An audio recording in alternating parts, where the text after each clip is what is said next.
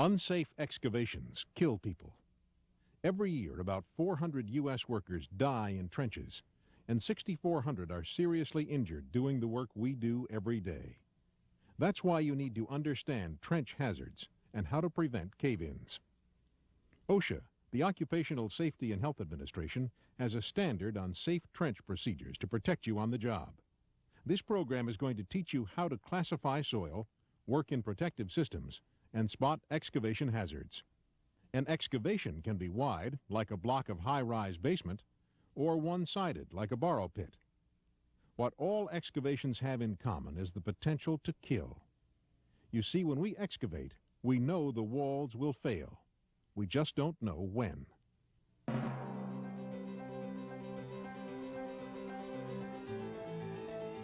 In its natural state, soil stays in place, pulled by horizontal and vertical forces. Excavate, and you've disturbed nature. Soil moves downward and inward to heal itself. When soil starts to cave in, cracks cause the bottom third to fall first. If you are working when the walls fail, you can be buried up to your knees before you know it. And if you're buried up to your knees, you can't get out without help. You see, soil is heavy. An average cubic foot of soil weighs 100 to 125 pounds. Some soils weigh up to 145 pounds. With the suction effect, pulling out one buried worker's foot can take 750 pounds of force. Your body's just not built for that. Or suppose you're buried to your chin.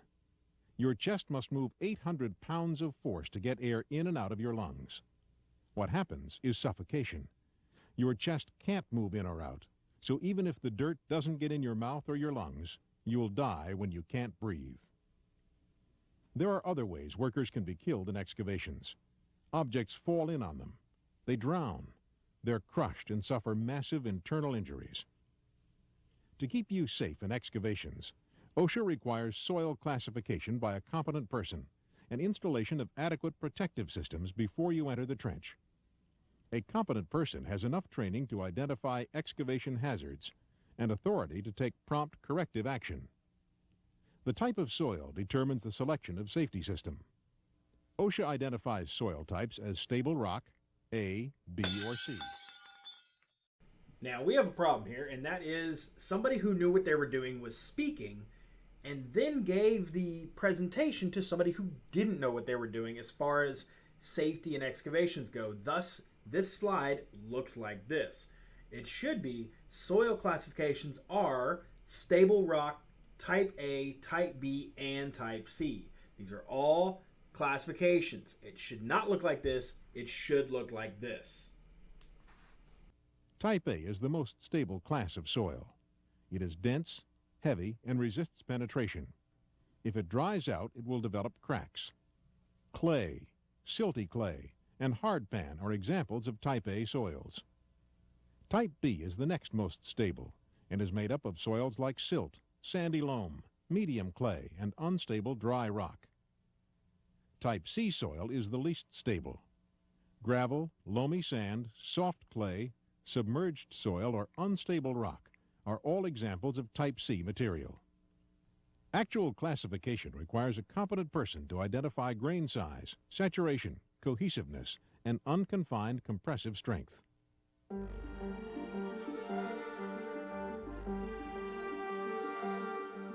Soil falls into 4 basic grain sizes: gravel, sand, silt, and clay.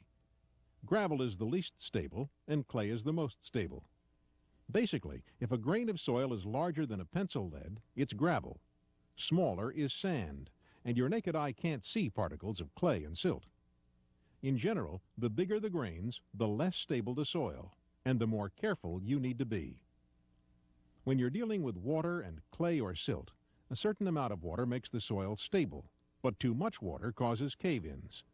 So along with grain size, the amount of water in the soil must be considered.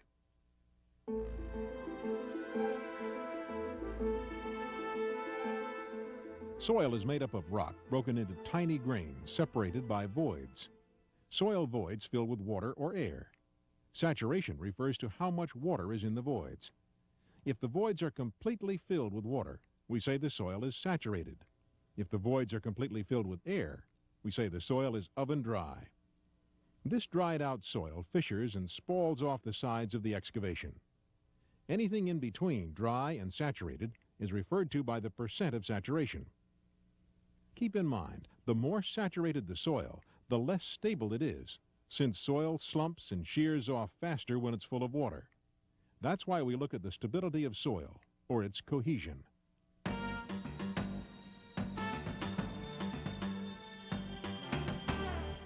Soil stability refers to how well grains hold together and is called cohesion. Cohesion predicts how well the walls of a trench will hold together, or how quickly they'll collapse if unsupported. Unconfined compressive strength refers to how soil reacts under pressure. Soils that readily shear off trench walls are more hazardous than those that hang by tensile strength. Unconfined compressive strength is measured as the amount of weight per square foot required to collapse a sample.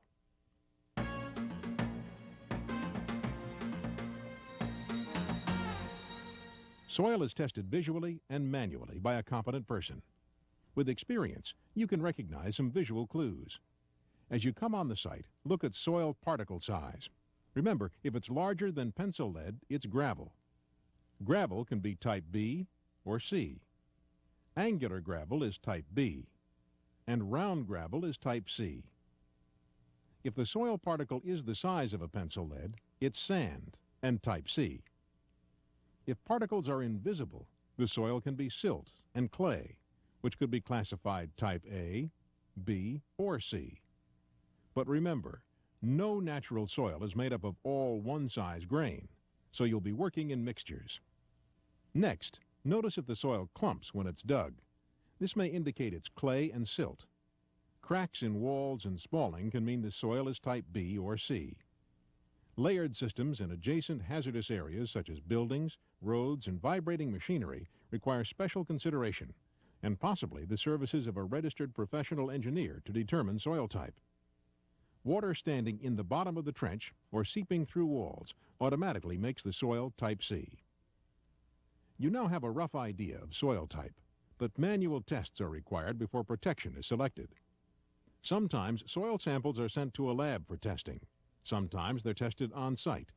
Whatever method is used, soil is always tested as soon as possible once the sample is removed from the ground to preserve its natural moisture.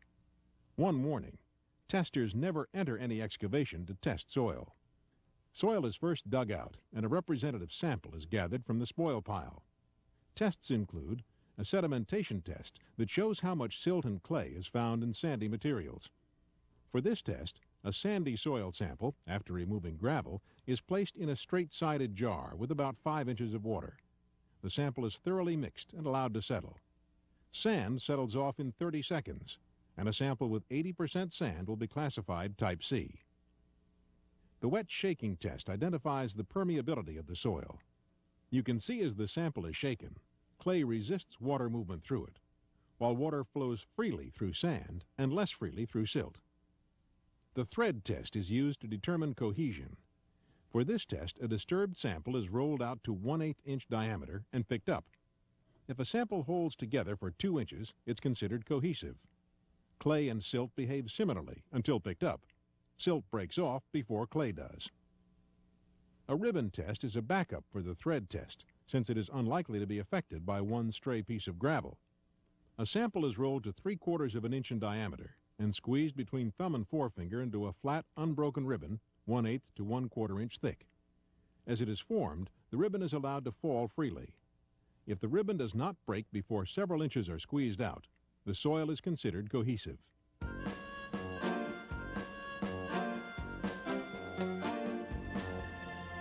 When soil type is known, the right protective system is chosen. Basically, employers may choose from sloping and benching or shoring and shielding. Sloping and benching cut the walls of an excavation back at an angle to its floor. The sides of a sloped system are angled cuts, while benching uses one or more steps. The flatter the angle, the greater the protection. The choice of a slope or support system is based on soil classification and the restrictions of the particular excavation site. Type A is the most stable class of soil and holds together when wet. Clay, silty clay, and hardpan are examples of Type A soils. The ratio of slope established for Type A soil is 3/4 to 1. To determine the slope of a 20-foot trench, start at the trench floor. For every vertical foot rise, the wall of the trench must be cut back 3/4 of a foot. The benching system for Type A soil with a 3/4 to 1 ratio will have steps 4 feet horizontal and 5 feet vertical. This forms a step system that can be repeated to the top of the excavation. Type B, the next most stable, is made up of soils like silt and sandy loam, medium clay, and unstable dry rock. The ratio of slope for this soil is 1 to 1. Every horizontal foot run must have a vertical foot. Benching in Type B soil at the 1 to 1 ratio means that each step will have a 4-foot horizontal run and a 4-foot vertical rise. This will form a multiple bench system of protection. Only cohesive Type B soils may be benched. Type C soil is the least stable. It is made up of gravel, loamy sand, submerged soil, or unstable rock. Type C soil needs the flattest angle of slope. With a ratio of 1.5 to 1, the wall of the trench must be cut back 1.5 feet for every vertical foot rise. Due to soil instability, Type C soil is not benched. Sloping and benching diagrams are based on good trenching conditions. Factors like weather, traffic vibrations, and pressure from nearby loads, called surcharge, make soil less stable. A sloped or benched excavation should be re-inspected for signs of distress after any increase in such disturbances. Cracking in excavation walls, bulging of material from its bottom, or separation of small clumps from its sides can indicate a potential cave-in. You will be directed to leave the hazardous area, and the slope will be cut back farther. Shoring is designed to prevent cave-ins by supporting walls with vertical shores, called uprights. Horizontal members along the sides are wales, and those placed horizontally between trench walls are cross braces. Sheeting is another name for uprights. Butted together, these members are called close sheeting. Shielding is designed to give employees a safe work area by protecting them from collapsing material. Shielding can be either pre-manufactured or job-built under the specifications of a registered professional engineer.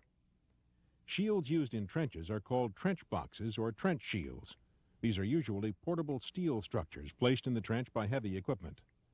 In deep excavations, trench boxes can be stacked and attached to each other with stacking lugs. Using steel sheeting to extend the height of a trench box is unsafe because it overstresses the box. The professional engineer who designed the box is not responsible for its safety if the system is misused. Shields are installed in a way that restricts side-to-side and other hazardous movement. No one is allowed in the shield while it is being raised or lowered into place. Shielding or sheeting used with sloping must extend at least 18 inches above the bottom of the sloped part of the excavation. When using shores or shields, tabulated data provided by the manufacturer or a professional engineer must be followed regardless of soil classification. Any deviation must be approved in writing by the manufacturer. Installation and removal of a support system are safest when done from outside the trench. Individual shores are installed and released slowly to prevent failure of the remaining protection. Excavations must be backfilled immediately after support systems are removed.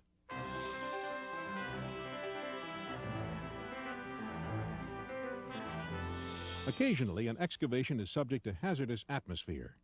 This can occur when digging near a landfill, in a sewer, or other toxic site. Air will be tested to ensure that it is made up of at least 19.5% oxygen and not more than 23.5% oxygen. Explosive, flammable, poisonous, corrosive, oxidizing, irritating, oxygen deficient, toxic, or otherwise harmful atmosphere will be tested and controlled before you enter the trench. Ventilation and use of personal protective equipment are two means of controlling hazardous trench air for your safety.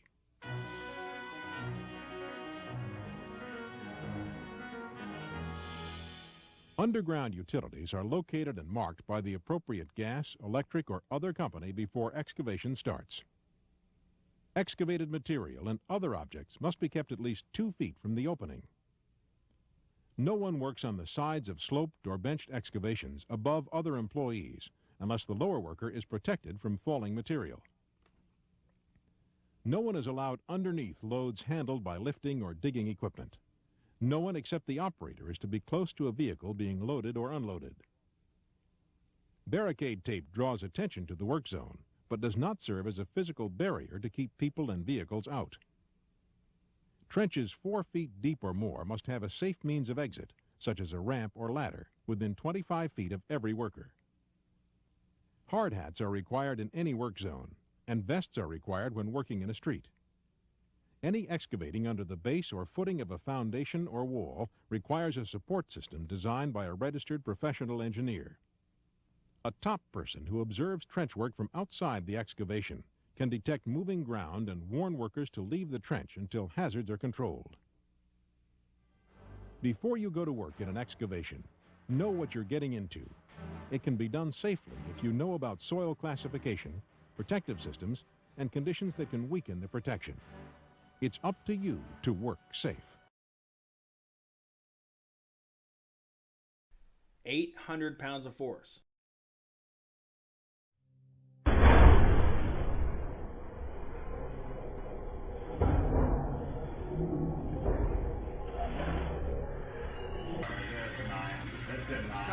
Shot or not? Oh, it's gonna be a good one right there. Yeah, y'all my little. 800 pounds of force. It's a serious thing, and it happens with just a little bit of dirt on your chest. Now, the previous video got into soil classifications, but I think we can do just a little bit better. Let's revisit soil classifications. Soils can be classified as Type A, Type B, or Type C. Type A soil is the most stable soil in which to excavate. Type C is the least stable soil. It's important to remember that a trench can be cut through more than one type of soil. The original video that I got this from, the sound disconnected from it when it copied over. Nothing I can do about that. But the video itself shows some great representations of how I actually do soil testing. Let's take a look at thumb penetration test. I really do this exact test. You take you a clump of soil and you push your thumb into it. Keep in mind that they're shake. Like, see, look how hard he's shaking right here. Put some serious pressure behind this. Now that was type A. Type B, as he pushes in, it's going to receive him pretty much up to about the fingernail. If you can still see the fingernail, it's something between A, B. If you can't see the fingernail, you're looking more like B. And if you get to the knuckle, you're looking something more like C. Again, a quick recap. A, you can definitely see the fingernail. B, fingernail's starting to disappear. And C is up to the knuckle. Now, the next test that I always do is plasticity test. The way we're going to do this is you're going to take a clump of the soil and you're going to roly-poly it up. I call it the roly-poly test. You're going to roll it until you have roughly 2 inches by 1/8 of an inch. Hold it upside down, make sure it doesn't break. The OSHA regulations that are being referred to here is 1926 Subpart P Appendix A Delta 2I and Delta 2 III. I am not going to read all this out, but you're more than welcome to take a picture right now.